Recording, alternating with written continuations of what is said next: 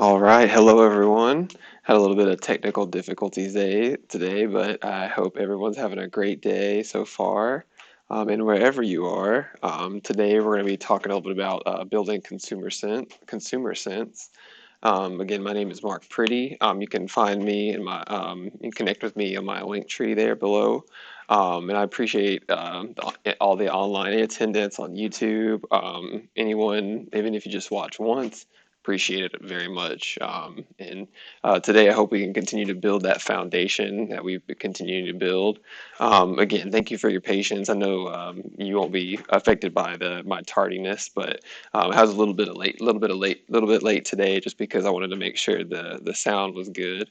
But today, again, we're going to be talking about building more consumer sense. You probably heard this term already. Kind of the language I've built up over the course of some of the slides in the past three presentations. I'll just as a side note, please be patient with me today, just because I've did a little bit of running this morning, and I played some basketball today, so I'm little bit exhausted. I may sound a little bit winded, but I have my water with me. I'm good to go. Um, but again, thank you guys so much. I appreciate you guys. So, just starting out, we're going to ask the basic question: what does it mean to have consumer sense? We all have our own conception of it, especially when we know what we need. We have a pretty good idea as far as like, our purchase history and investment history, however you'd like to perceive it. But this is the response I received. Excuse me, when using an AI tool at the OpenAI.com. Having consumer sense means having a good understanding of how to make informed and smart purchasing decisions, particularly when it comes to buying products or services for personal use. This includes having knowledge about different products, about and their features, understanding the value for their money that different products offer, and being able to compare prices and quality effectively. People with a strong consumer sense are able to make well-informed purchases that meet their needs and preferences, while also taking into account their budget. This can help them avoid wasting money on poor quality products and or paying more or paying more than necessary for goods or services. This is like one of the first points I let out in my first presentation. It may not have been recorded all the way. Lesson learned. But today's presentation will be a lot better. But just being able to make things stretch a little bit longer if need be. We all find different ways to do that, whether it be through products for nutrition or products that we just use outside or for recreational purposes. There's all kinds of ways that we can save a little bit or use our resources differently. Here, just real quick, this pretty long documentary taught me a lot. It has a little some sprinkled in subjective information, but for the most part, it is a well-researched documentary, and it talks a little bit about the culture of consumerism that we live in, and just kind of being aware of that, using that information to make well-informed decisions is kind of the point I want to make.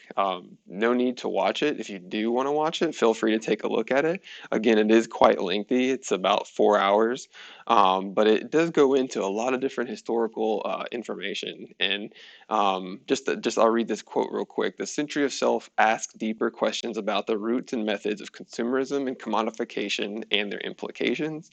It also questions the modern way people see themselves, the attitudes to fashion and superficiality. And so again, I've mentioned before about our ability to kind of be aware of some of the marketing tactics or even our impulse purchases that we might make that we're already aware of, or we've been advertised before. Excuse me, we're familiar with the products because we've already been advertised to before. So again, it might be, saving for a motorcycle years and years and years down the road because you want to, have that lifestyle. But again, someone worked very hard to cultivate that lifestyle of the motorcycle rider. You can just have that as a recreational thing, but everyday people tend to make these purchases and kind of like have lots of accoutrements around them, and tooling that makes the purchase a little bit more real. It might be like the same brand of backpack, so you can ride your motorcycle and have a backpack with the same brand. So things come together. It's just things like this. Marketing professionals think a lot about, advertising professionals think a lot about when it comes to selling products.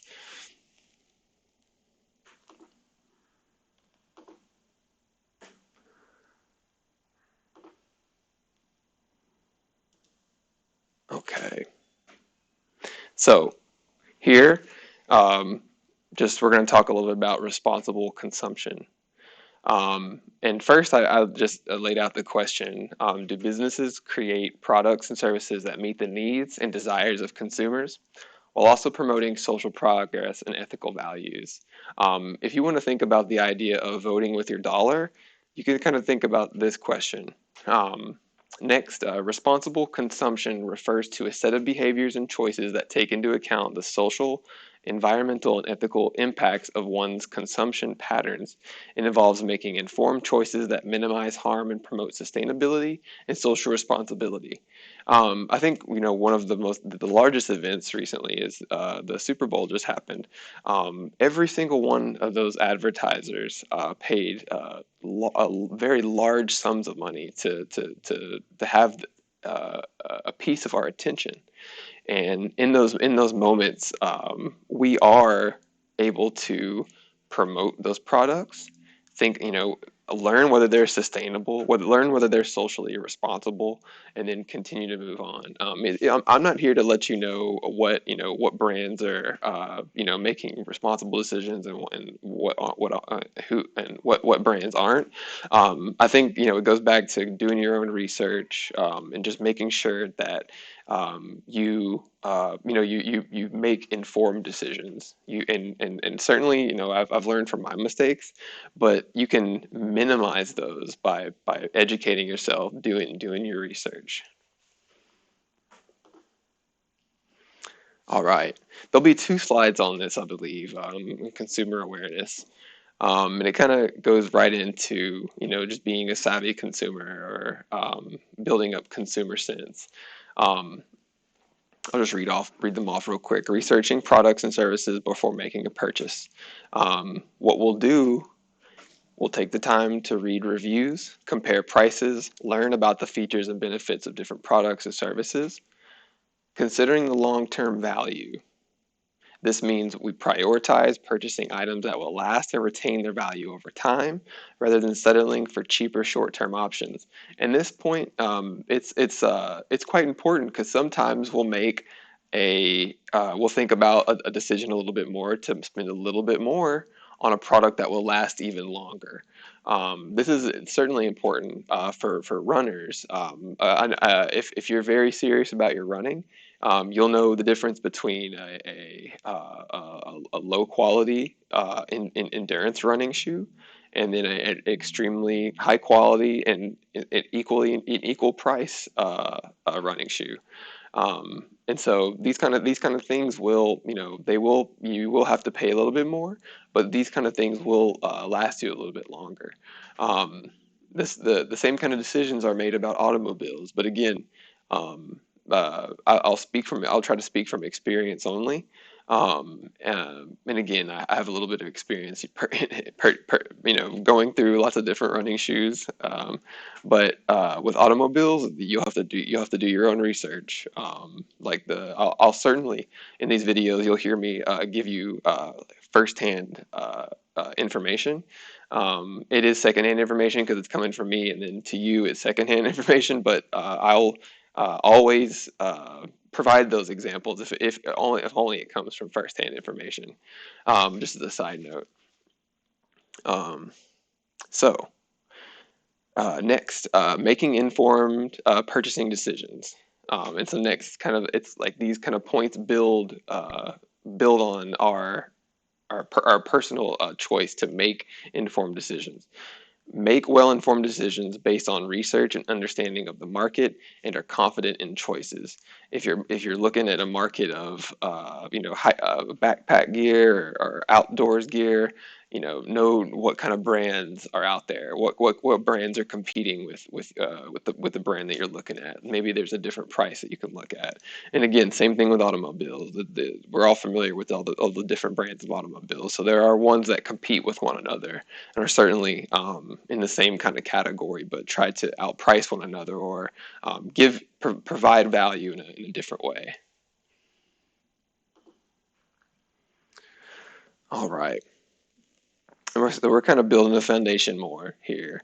Um, I'll kind of go through these points because we're again, it does sound a bit repetitive, I will admit, but some of these things are about like, finding those key points, kind of going through those key points together right now, and then just being aware of what to look for. You may not run into everything. Like one of our points here is identifying avoiding scams. You may not run into this all the time, but it's very, very important to be aware of. So again, staying within a budget, have a clear understanding of your financial situation, and make purchases that align with your budget and financial goals.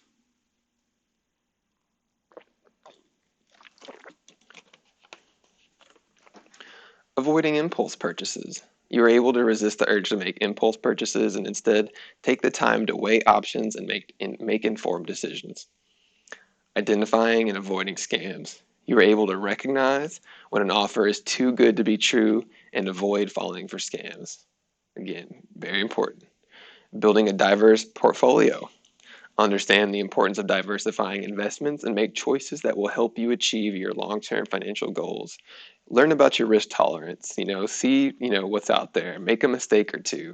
If you see and do your research that potentially making a mistake in a safe environment is what needs to happen to learn more about a certain tool or a certain service. In general, someone with a high awareness of consumer sense is able to make smart, informed decisions that balance their needs, preferences, and budget while also considering the long-term impact on their finances.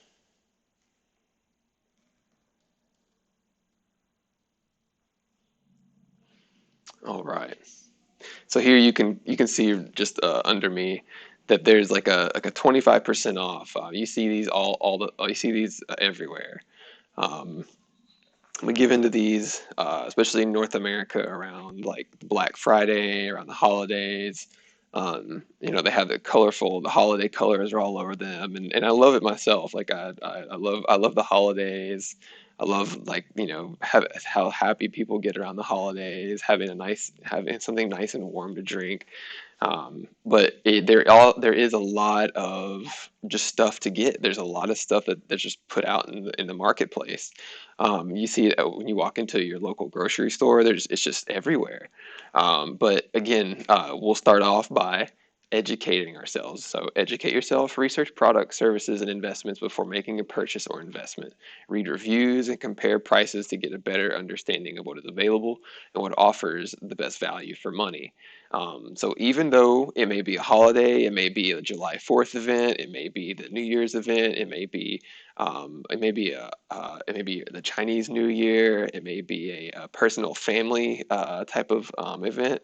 Um, you can always find the time to exercise some patience and put your education to use in these real life moments. Um, so again, set a budget, determine how much money you are willing to spend and stick to it. This can help you avoid overspending and make informed purchasing decisions. Consider the long term. When making purchases or investments, think about how they will impact your finances over time. Will the item still be useful or valuable in the future, or is it likely to become outdated or lose value? That goes back into finding and researching what type of what types of goods and services that you want to dedicate low amount of money to, and the ones that you'd like to invest a little bit more into, whether they're actual investments or like subscription like services, one-time purchases, again, nutritional products, consumer goods, household goods, anything like that.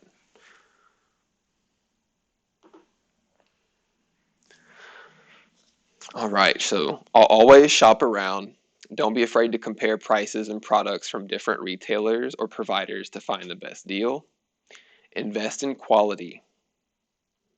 I guess we've repeated this point a couple of times in different ways. While it may be tempting to buy the cheapest products or services available, it's often better to invest in quality items that will last longer and perform better in the long run. Avoid impulse purchases. We said this a million times, but again, it's very important. And if being repetitive means we remember these things, they become very natural to gravitate towards when we doing window shopping online or what have you. It's a wonderful thing.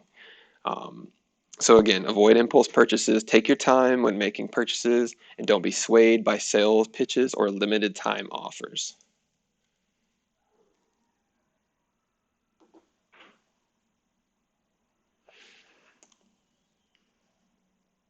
Okay. We did say this, but there's lots of different techniques. So just be aware of scams.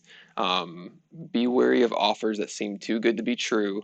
I thought putting it this way would be again another way to kind of think about being on your toes, being a little bit street smart or consumer savvy about deals that again are too good to be true.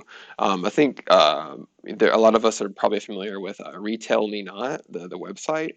A lot of the deals on there are certainly just that. They're too good to be true. While there are actual,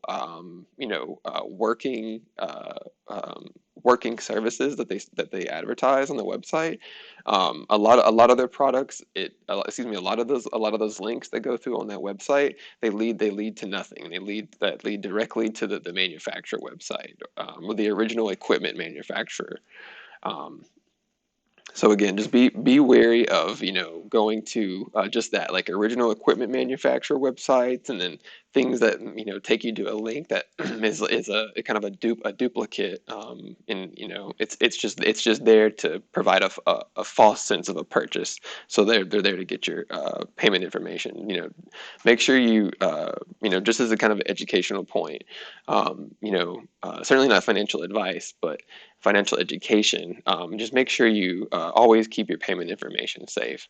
That's one thing that if a deal is too good to be true, keep that in mind, because you may be in a position where you've researched something, you're ready to make the purchase, you find a deal on it, but you forget about, is this actually a legitimate transaction? I think it's very key. So again, diversify your investments. Don't put all your eggs in one basket. Spread your investments across different types of assets, such as stocks, bonds, and real estate, to reduce your risk and increase your chances of success. It is a harsh reality that a lot of us don't have access to that level of real estate, but there are investment opportunities for everyday people. Don't be afraid to do your research in places like Investopedia, and certainly you can connect with me on Discord, and I'll be happy to kind of lead you in the right direction if you want to look at traditional finance or decentralized finance.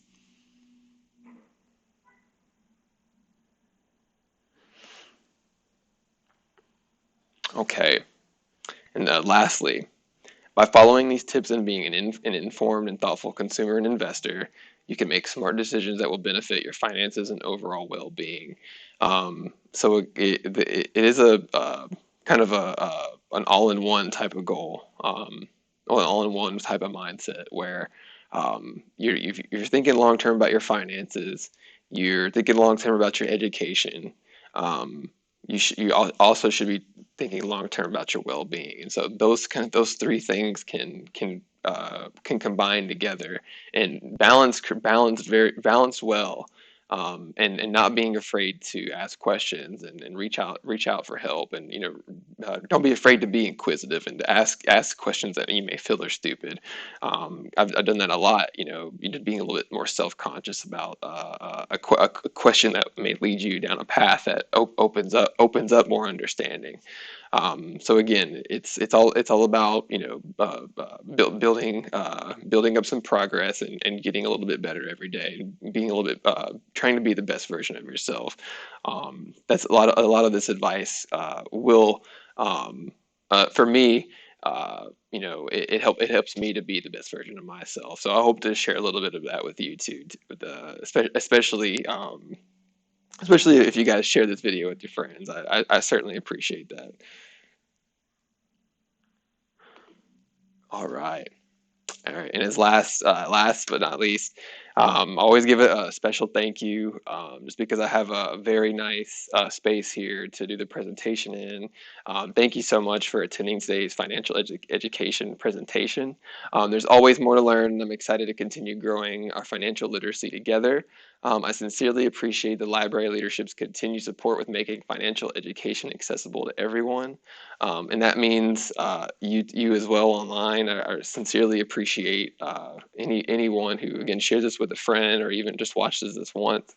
It means a lot to me, and hope to get more feedback from the community and some of my peers and coworkers. And I think yes, you can leave feedback at that link. Please, even if you watched a minute or 2 minutes, feel free to leave feedback, and I'll be happy to review that and provide some more content based on that feedback. But a lot of love to everyone, all my online viewers. I appreciate you guys so much, and I hope you guys have a wonderful rest of the day.